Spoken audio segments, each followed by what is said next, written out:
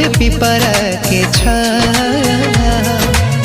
स्वर्ग से सुनर बगाओ रे भाई, स्वर्ग से सुनर बगा हो, स्वर्ग से सुनर बगाओ रे भाई, स्वर्ग से सुनर बगा।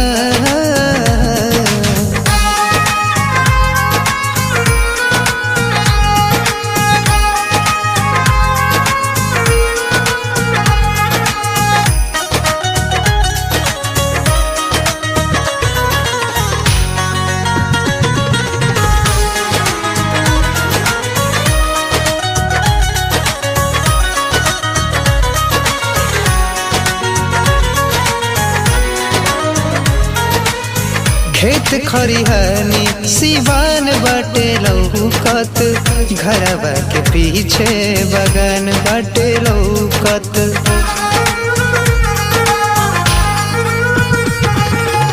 खेत खरिहानी सिवान बाटे लौकत, घरवा के पीछे बगान बाटे लौकत। एही जे लौके माथे पे पगरे, नदिया के तीरे करी हैया पे कगरी। धोती गमछाए जे देखे मिली, और धोती गमछाए जे देखे मिली। फाटल पनही दादाजी के पास, स्वर्ग से सुनर बगाओ रे भाई, स्वर्ग से सुनर बगा। ओ स्वर्ग से सुनर बगाओ रे भाई, स्वर्ग से सुनर बगा।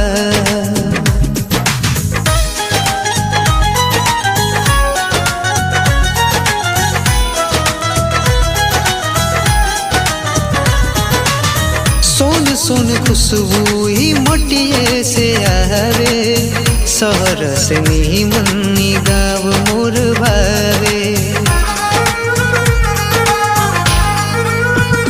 हाँ सोन सोन खुशबू ही मोटिए से आवे, शहर से नीमनी गाँव मोर भावे।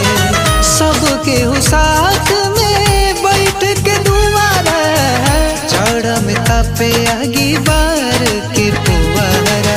बात बात पे केहू लड़े भाई, अपने बात पे सबे अड़े भाई। तो बहु बही जाएगा, स्वर्ग से सुनर बगाओ रे भाई, स्वर्ग से सुनर बगा। स्वर्ग से सुनर बगाओ रे भाई, स्वर्ग से सुनर बगा।